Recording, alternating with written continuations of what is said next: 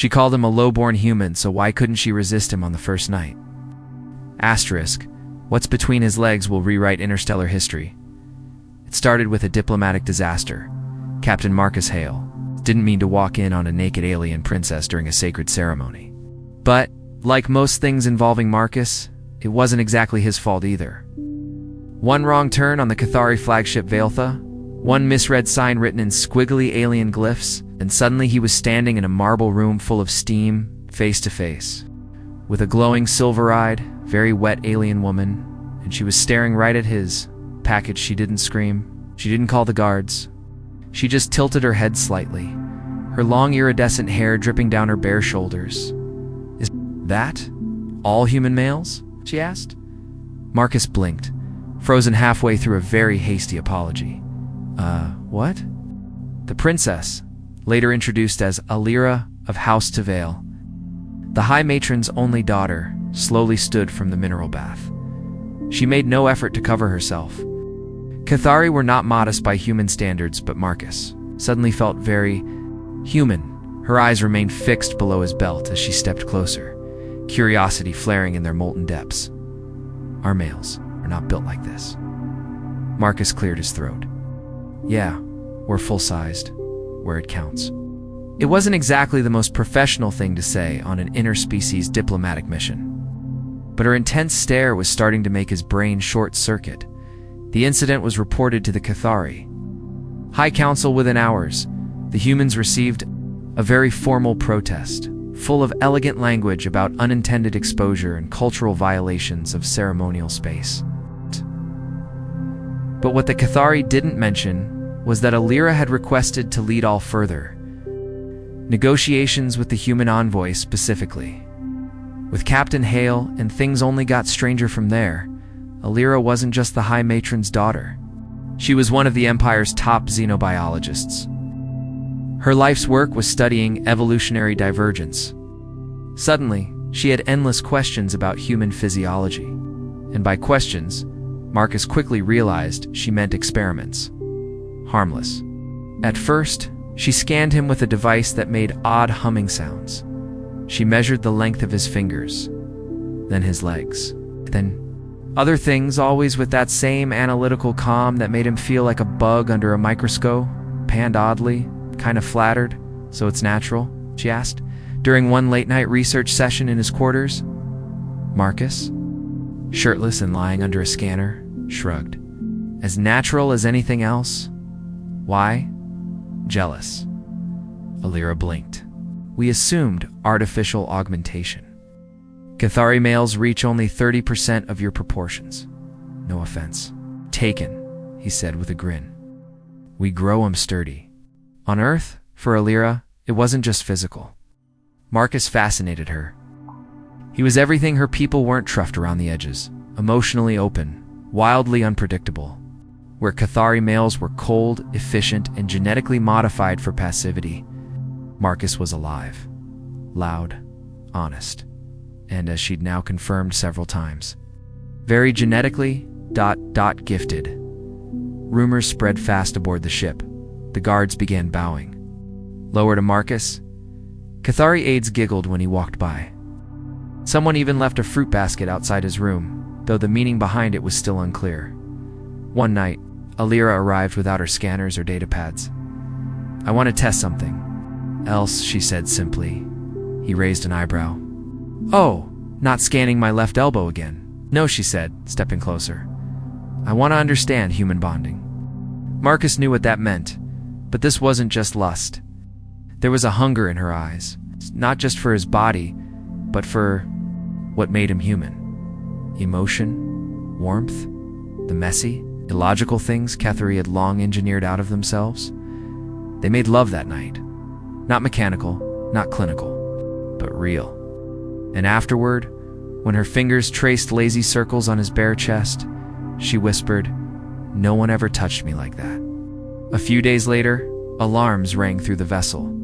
The Cathari High Council had intercepted Alira's private research. Not just the biological findings, but the results of her blood work. She was pregnant. Naturally, that wasn't supposed to be possible. Cathari hadn't conceived through physical union in over 2,000 years, the council demanded. Her immediate return to the capital, the child, they said, was an anomaly, a threat to their genetic order. Marcus was labeled a contaminant, so they ran together. Alira stole a diplomatic shuttle. Caste flew them through a meteor storm with one thruster blown. On a neutral moon base with barely enough oxygen, she carried the child. He carried the blaster in hiding. They discovered the truth. Humans and Cathari weren't strangers. They'd once been allies, maybe more. Ancient ruins, buried files, lost DNA libraries, everything pointed to one thing: humanity in Cathari had been designed to fit, not just sexually, biologically, emotionally, evolutionarily. Their bond. This wasn't unnatural, it was destiny. And it all started because one very human man walked into the wrong room. At exactly the right time, asterisk, they were never meant to run. Not from science, not from politics, and definitely not from love.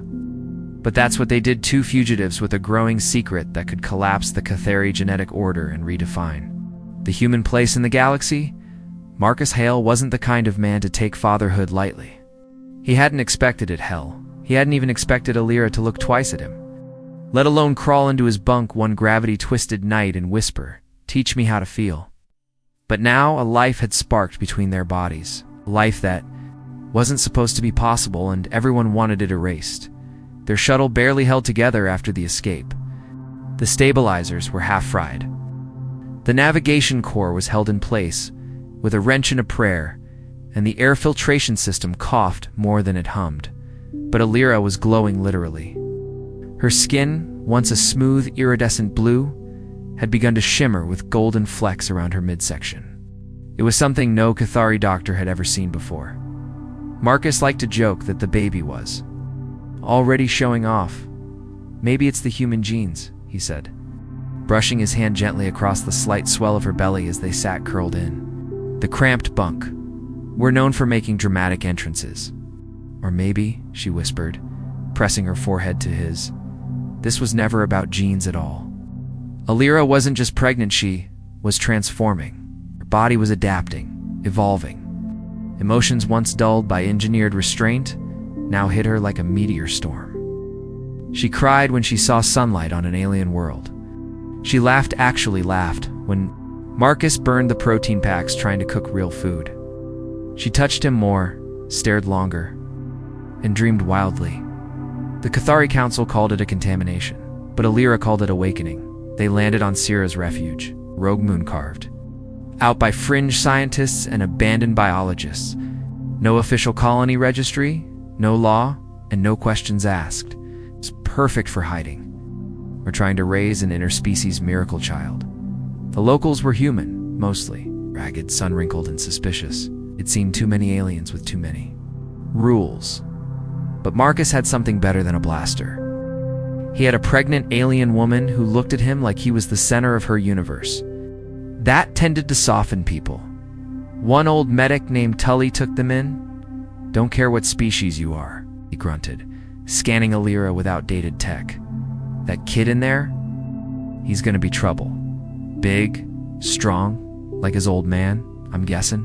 Alira smiled faintly. He already kicks when he hears Marcus speak. Marcus grinned, puffing out his chest. "Told you. I've got away with people, even tiny hybrid ones." But things weren't safe for long. The Cathari didn't give up. Their sensors picked up the genetic frequency of the unborn child, and soon bounty hunters arrived.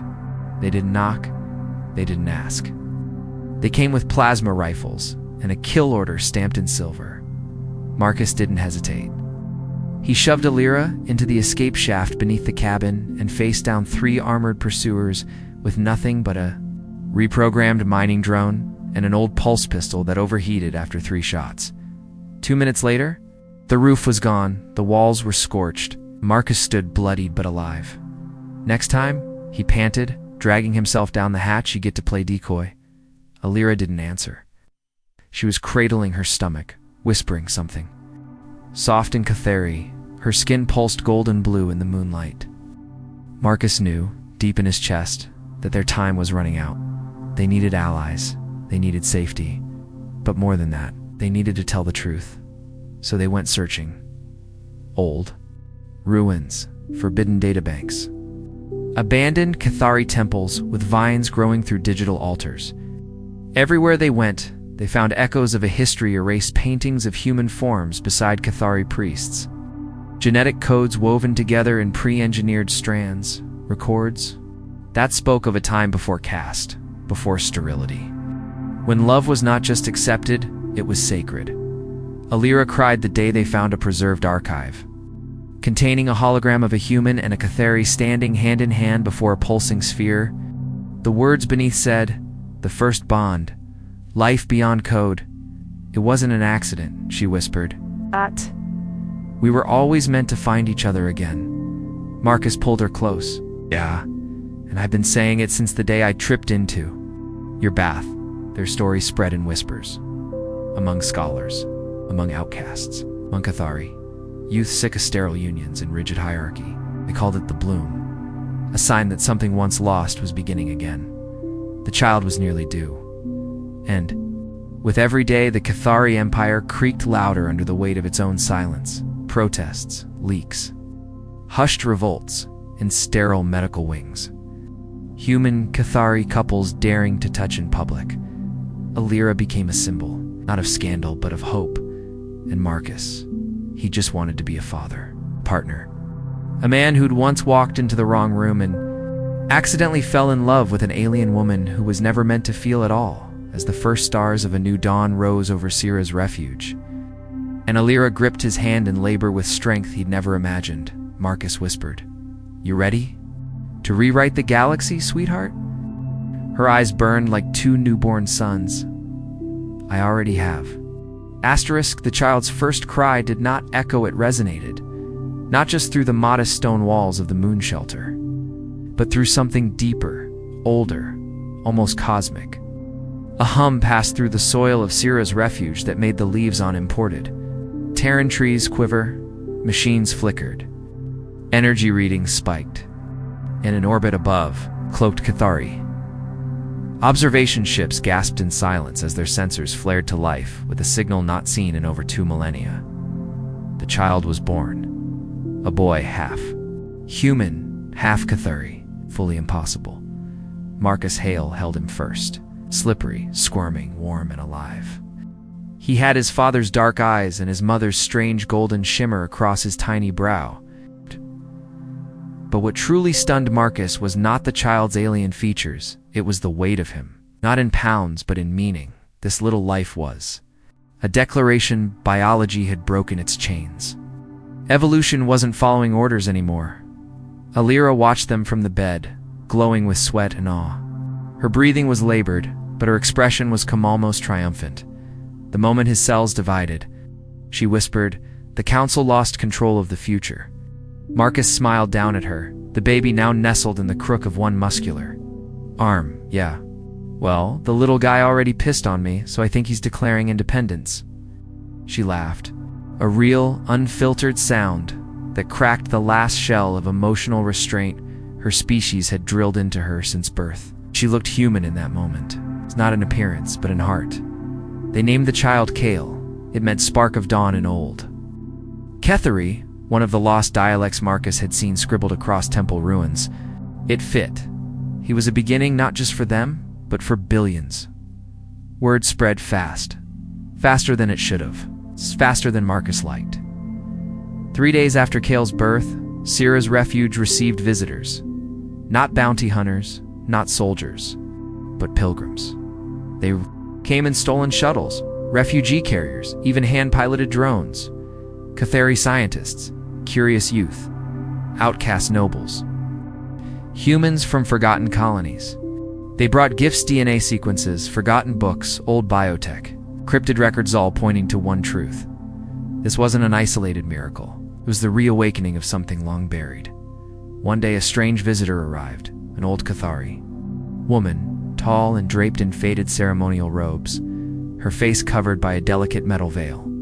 She walked past the guards without fear and bowed before Alira and Marcus, her long fingers trembling. "I was born before the last bonded pair vanished," she said.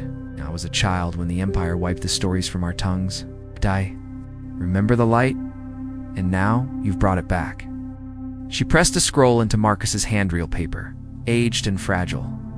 Alira carefully unrolled it. The script was ancient, but at the bottom was an unmistakable drawing. A human male and a Cathari female, hands entwined, standing beneath a great crystal tree, its roots and branches linking stars. Marcus looked at the old woman. "Where is this place?" "Gone," she whispered, "or hidden. But Kale will find it." The weeks passed. Kale grew fast, alarmingly so.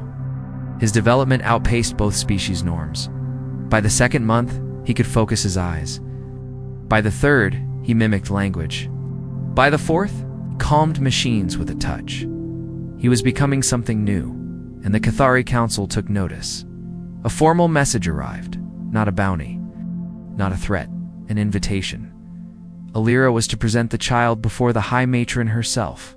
During the renewal ceremony, the most sacred event in Cathari society, public, broadcast, political, Marcus didn't like it. "This smells like a trap," he said, pacing the length of the tiny shelter, Kale gurgling in his arms.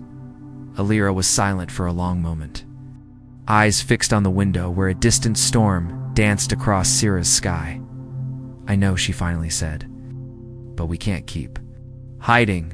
Our son isn't a secret. He's the future." Marcus sighed. "So what? We show up, smile for the cameras, and hope they don't stick a needle in him when we turn our backs." "We don't go as beggars," Alira replied. "We go as a family, united, equal, human and Cathari." Marcus grinned, slow and sharp. "So, time to show the galaxy what between my legs really started?"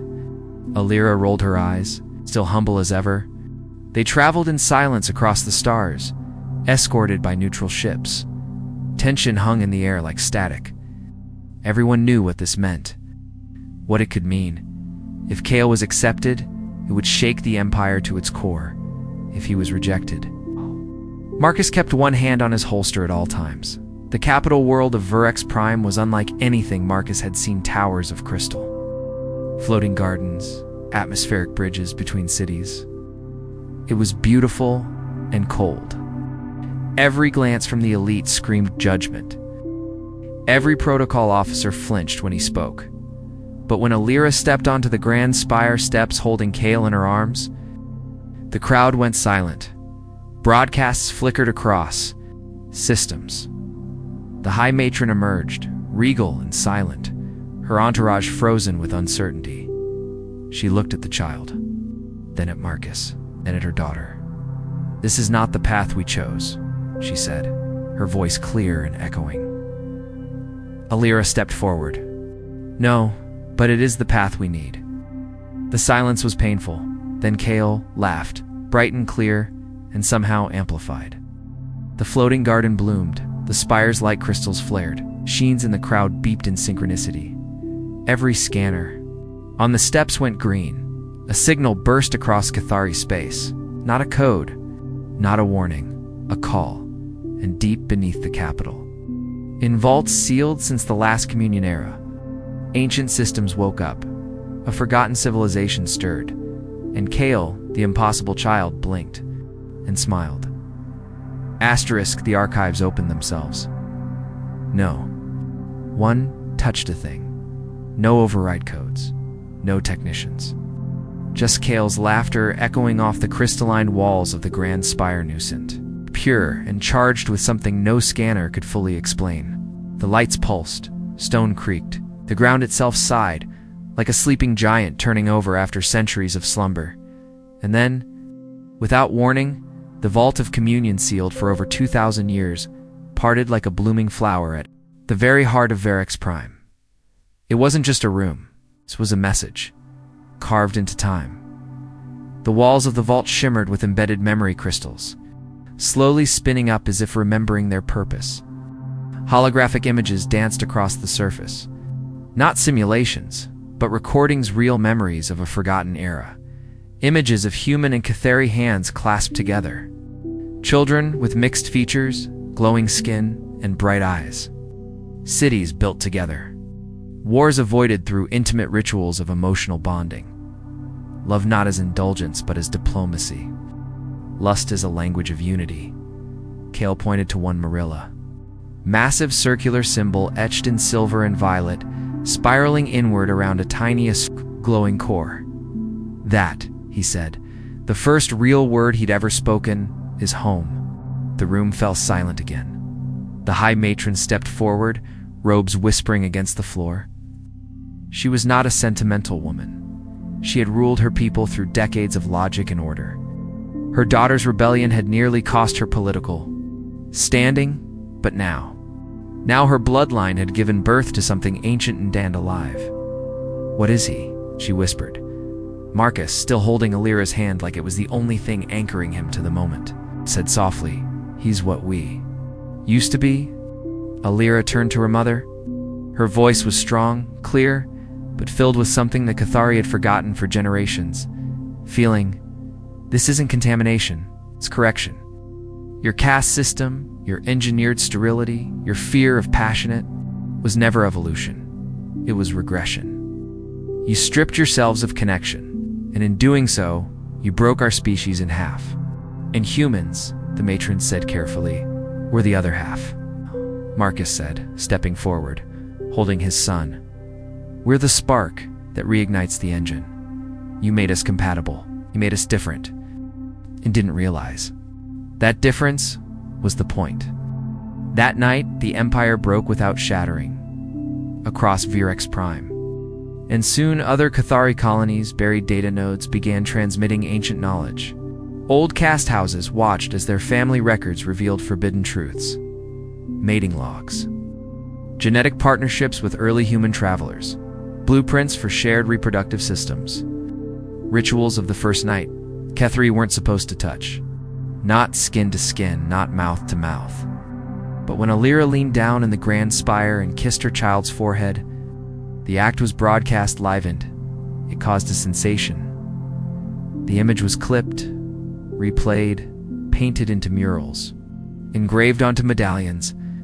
A new symbol was born, not the mark of the matron's house or the Empire's crest, but the simple imprint of a human palm over a Cathari sigil. Joined together, they called it the Union Mark, and Kale became its living symbol, but not everyone celebrated. From the outer systems, darker force stirred. The Cleansers, a radical sect of Cathari purists who believed biology must be controlled, not shared. Their leader, a gene priest named Vorenti, had once been a respected architect of the sterility code before vanishing into deep space decades ago. Now he returned, armed with ships, modified soldiers, and one directive: purge the deviation. "The child is a mutation," Vorenti declared in a system-wide broadcast, "and his human father, a biological insurgent. Their existence is heresy. The communion era was a lie. We will restore the purity of form." Kale didn't understand what was happening, but when Varan's ships appeared over Virex Prime, the boy grew silent, then focused. His golden eyes glowed, and technology listened. Power grids rerouted themselves. Shield systems activated before alarms could sound. The planet's forgotten self-defense matrix coded during the original Communion Age came online, recognizing Kale's hybrid DNA as an override key. The capital was protected. For now, but Vorin wasn't attacking to destroy. He was coming to claim, using stolen archives from the Communion Vault. Vorin had discovered something worse than a child born of love. He had discovered that Kale was not the first.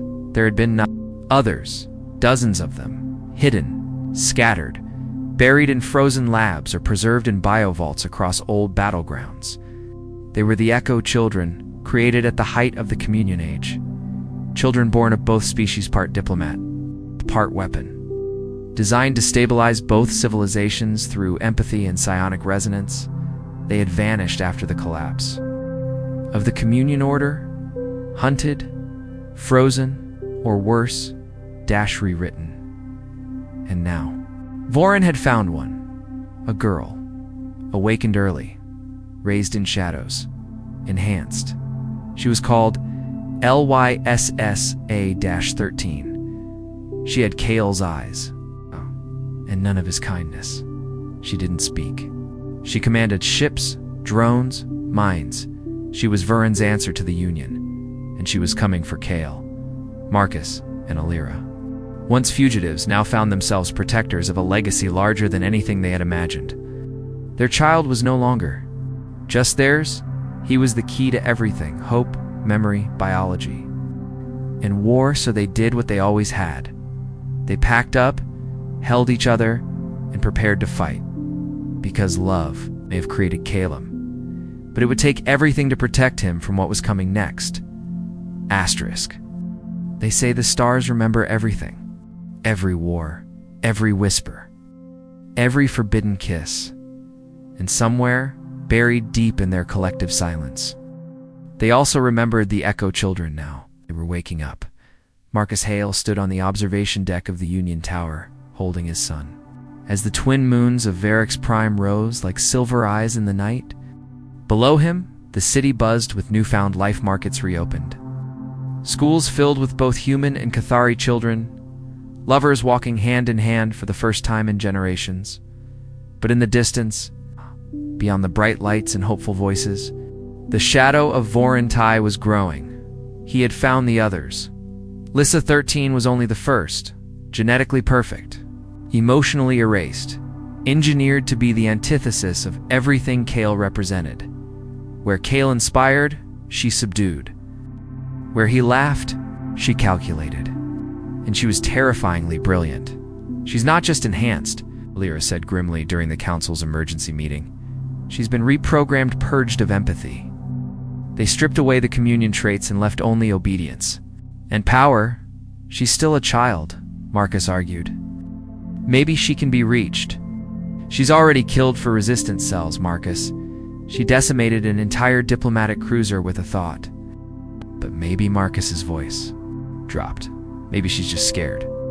The council didn't want to hear that. To them, Lissa was a weapon. Voren was a warlord.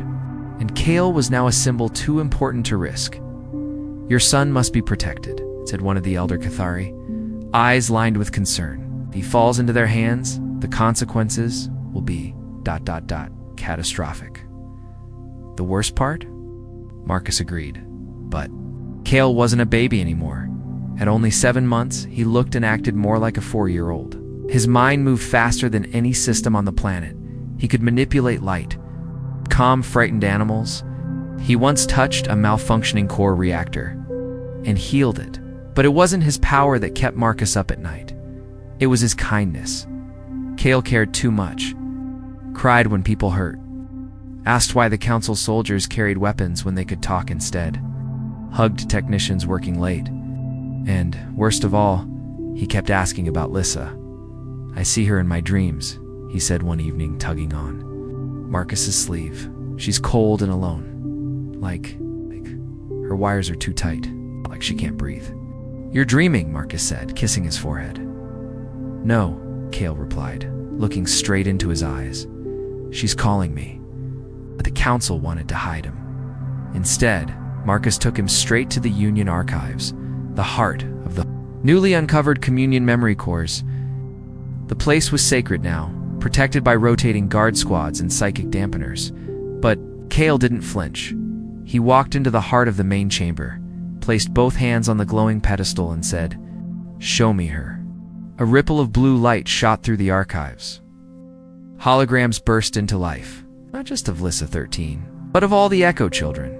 There had been 52, created during the final phase of the Communion Project, each bonded to a counterpart on the other side of the genetic divide, designed not to destroy, but to balance. Empathic pairs with psionic ties so deep they could feel each other's heartbeat across solar systems. Marcus watched in awe as images of the pairs filled the room. Some human boys with Cathari girls, some the reverse, some neither, but all glowing, all united until the schism came. Until someone Varan's ancestors perhaps decided fear was better than union. The children were scattered, the bonds severed. Most died. Some, like Kale and Lissa, had been born in secret, frozen, hidden, left to fate, Kale looked at one image longer than the rest. It was a pair of twins, a boy and girl. One with Marcus's eyes, the other with Alira's glow. "Those aren't from the past," Kale said. "Those are ours." Marcus turned slowly. "What do you mean, kiddo?" Kale turned and smiled, that infuriatingly serene smile he'd picked up from Alira. "I'm going to be a big brother." Alira's gasp filled the room, and in that moment, everything changed again. The revelation rocked the council chambers. A second pregnancy, confirmed natural, and twins. But unlike Kale, who had taken months to show signs of unusual development, the twins were already registering psionic flares in utero. It meant one thing: their combined genetic template was stabilizing, evolving, accelerating. The communion project hadn't failed. It had been interrupted, and now it was rebooting itself. But Kale wasn't content to wait for his siblings to be born. "I need to talk to Lissa," he insisted. Marcus knelt. "You don't know where she is, son." "I do," Kale replied. "She's waiting for me." Marcus looked at Alira. She didn't speak. She didn't have to. Her eyes said it all. If we wait, Vorin will strike first. If Kale goes, might stop a war. Or start one. The next day, Kale stepped aboard the Unity Spear, the first vessel designed by both species, piloted by humans. Powered by Cathari crystal cores, protected by two of the most determined parents in the galaxy. Alira ran scans. From the bridge, pregnant and glowing, her mind sharp as ever, Marcus. He stood beside his son, one hand on his shoulder, the other on his blaster. "I hope she listens," he muttered. "But if she tries to hurt you, she won't," Kale interrupted. "She's not broken, just lost." They reached the coordinates 2 days later, an abandoned moon station. It's hidden behind the shattered rings of RALVEK-9, and she was there. Lissa 13, floating in space, alone, surrounded by silent drones and flickering satellites. Her eyes were golden like Kale's but cold, calculating. Her body was enhanced, armored with living biotech. Her voice, when it came, was like metal dragged across glass. "Why did you come?" Kale stepped forward. "Because you're my sister." "No," she said, blinking slowly. "I have no family." "You were made to feel," Kale whispered. "You were born for balance, not war." "I was born to obey." Kale took another step, then another, until he stood right in front of her and hugged her. She didn't move, didn't react, until one tear just once slipped. Down her cheek, then her knees buckled, and she fell into his arms. For the first time in her life, Lissa 13 cried. And somewhere, far beyond the stars, the forgotten systems of the Communion Age whispered, "They have returned, and this time will not be broken." Asterisk, the first tear Lissa 13 shed did more than humanize a weapon it cracked open. The past, in the silence that followed her collapse into Kale's arms, every drone orbiting the derelict moon station shut down simultaneously. The lights in the satellite arrays dimmed to nothing. Vorentai's surveillance signal, once strong and all-seeing, vanished from the network like a virus finally purged from the system, and in the center of it all stood two children. Not more than a year old by Earth reckoning, one glowing with empathy, the other trembling with the weight of new feeling. The echoes had begun to sing again. Lissa didn't speak for the first hour.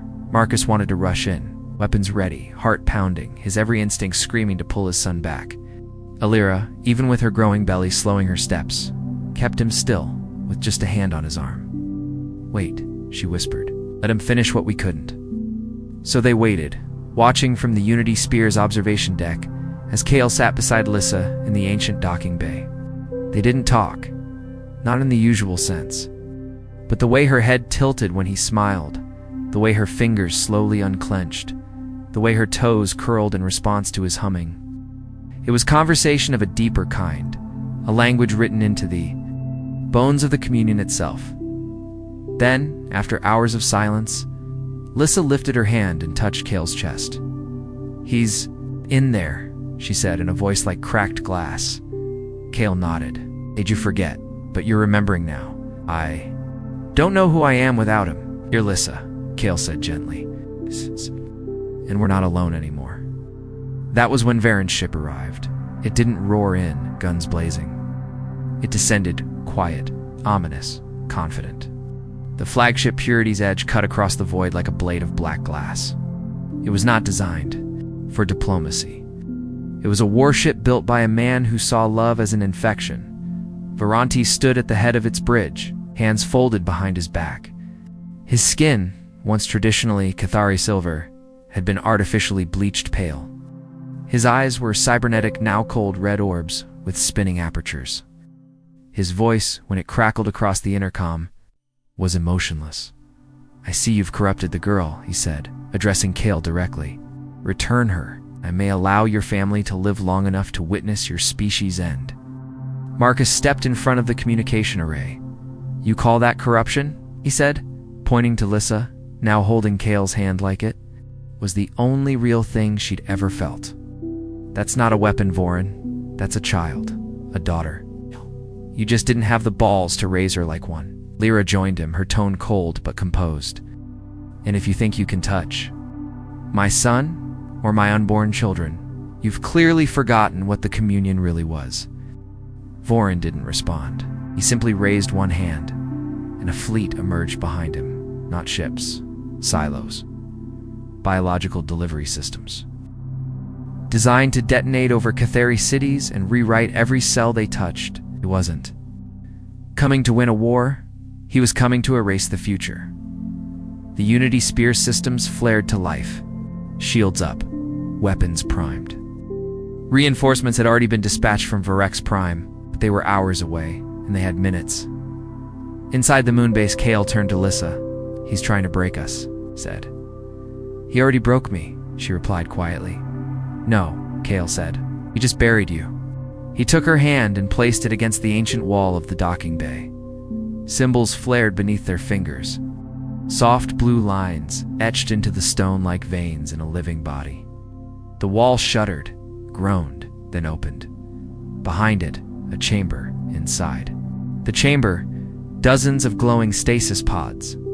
Inside those, the lost Echo children, frozen, preserved, waiting. I dreamed about them, Kale whispered, but I didn't think they were real. Lissa stepped forward, her hand trembling. They're like us. They are us. She touched the first pod. The child inside looked peaceful, suspended in time. A Cathari boy, his DNA already bonded. With a human counterpart stored in the next pod? They're not just children, Alira said, arriving with Marcus behind them. They single quotes balance incarnate. Marcus stepped between the rows, looking around at the impossible miracle of what had been saved. All this time. They were waiting for us to come back.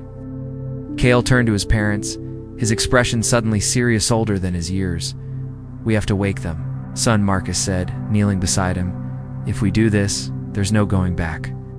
Voren will come with everything. The war won't be about politics anymore. It'll be about existence. Kale placed his palm on the central console. The room lit up like sunrise, and slowly, one by one, the pods began to open. The awakening of the Echo children was not quiet. It shook the moon to its crust. It sent a shockwave across psychic frequencies, so deep that sleeping communion beacons on other planets flared to life. All across the galaxy, species who had once touched the communion, however briefly, remembered. And Voren, he felt it. He screamed, ripping the headset from his skull as the overwhelming presence of dozens of hybrid minds tore through his programming like lightning through dry wood. Kale stood at the center of it all, eyes glowing, his siblings awakening. Around him, Lissa stood beside him now, no longer trembling. I am not your weapon, she said, voice firm and whole. I am Echo, and I choose peace. Kale raised his hand. A beacon formed. A signal pulsed outward, not a call to war but a choice. For every Cathari, for every human, for every being capable of emotion and reason, join us. Remember who you were meant to be, and finally, come home. And across hundreds of systems, the stars began to answer. Asterisk, they called it the awakening. Not a war, not a rebellion, not even a revolution. It was something older, deeper, something baked into the genetic. Memory of two species who had once dared to love across the stars and had forgotten why. As the Echo children emerged from the stasis pods, some blinking in. Confusion, others speaking languages long dead, the chamber on the forgotten moon lit up like a newborn sun. The entire structure, once dormant and cold, hummed to life. Walls opened, corridors unfolded, and ancient communion-era machines began transmitting signals not heard for over 2 millennia. Unity protocol reactivated across the stars. Old codes whispered through the dark. Forgotten satellites powered up. Gene-locked archives unlocked themselves. The truth was no longer hidden, it was alive, walking, breathing, and radiating from the hearts of children. Who had never been meant to survive, Vorontai tried to strike first. He launched his silos, 50 of them, carrying a tailored nanovirus, designed to erase hybrid genomes to sterilize what he called the corruption of communion. It was meant to wipe Kale Lisa, the unborn twins inside Alira, and every potential future from the map. But Kale was ready. So were his siblings. As the pods opened, the bonding began. It wasn't physical, it wasn't military, it was something else entirely, resonance. Each Echo child's mind linked to another, not by training, not by code, but by nature. Pairs formed instantly, instinctively, as if their souls had simply waited for permission to remember. Some human, some Cathari, some neither, some both, genderless, shape-shifting, uniquely designed to mirror one another in ways only communion architecture understood. And as they bonded, their combined minds reached out. The silos never reached. Varix Prime. They froze mid-flight. One by one, they powered down, turned around, and gently fell into orbit like deactivated satellites. Voron screamed as his control systems failed. His eyes, those artificial crimson apertures, flickered violently, trying to block the flood of psionic noise crashing into him. And in that moment, he felt something he had long thought extinct. Fear Kale appeared in his mind. Not as a soldier, not as a killer, as a child with power beyond anything Voron had ever imagined. You don't have to run anymore, Kale said quietly. You don't have to erase us to matter. Just let go. No, Voron growled through gritted teeth. I am order. I am the last of the pure. But deep inside him, he already knew it was over. The silence that followed wasn't defeat. It was relief. His ship, Purity's Edge, powered down gently and drifted toward the moon, its command functions quietly overridden by the Echo network. When Marcus and Alira boarded it, Voron was on his knees in the dark, alone, and whispering to himself. Was it always this bright? He asked, eyes flickering with what little humanity was left inside him. No, Alira said, standing tall, her hand resting on her round belly. It only gets brighter when we stop hiding from it. Voron never resisted. There was no grand, final battle, no fiery death, just an old man finally letting go. 5 years later, Varix Prime was no longer a capital of isolation. It had become the heart of the communion reborn. The castes were abolished. The laboratories once used for sterile reproduction had been converted into schools, libraries, gardens. Touch was no longer forbidden. Emotion was no longer feared. Marriage became something sacred. Again, not by class or genetics, but by choice.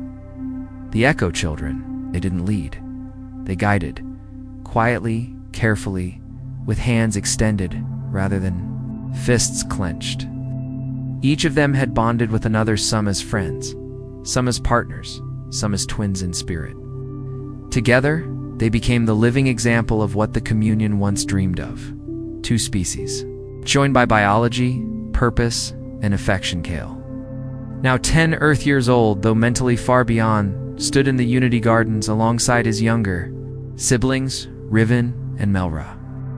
The twins who had inherited their mother's grace and their father's grit.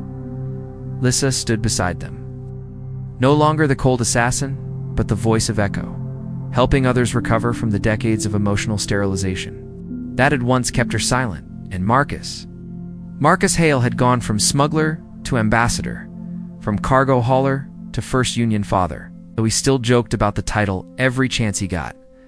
"I still don't know how a pair of human legs caused all this," said during the annual Unity Day address, standing before a crowd of thousands. Ali Ra, now a high speaker of the Communion Council, smirked beside him, her eyes glittering with amusement and something deeper. "Love, it wasn't just the legs, Marcus. Come on," he teased. "Don't take this away from me." The crowd laughed, but then he looked out, truly looked, and his smile softened. He saw human and Cathari children playing together, hands sticky with fruit and starlight. He saw families blended, bonded, thriving. He saw peace not as a treaty, but as a living, breathing choice made every single day. "This," he said, voice dropping into something softer. "This is what happens when we stop asking what separates us and start asking what completes us." Cale watched his father from the edge of the stage. He wasn't clapping. He didn't need to. His heart did it for him because he knew deep down, in the humming center of his hybrid soul, that love hadn't just rewritten interstellar history. It had rewritten destiny. And this time, it wouldn't be forgotten. Not in one generation, not in 1,000, because the stars didn't just remember now. They belonged to all of them, together forever.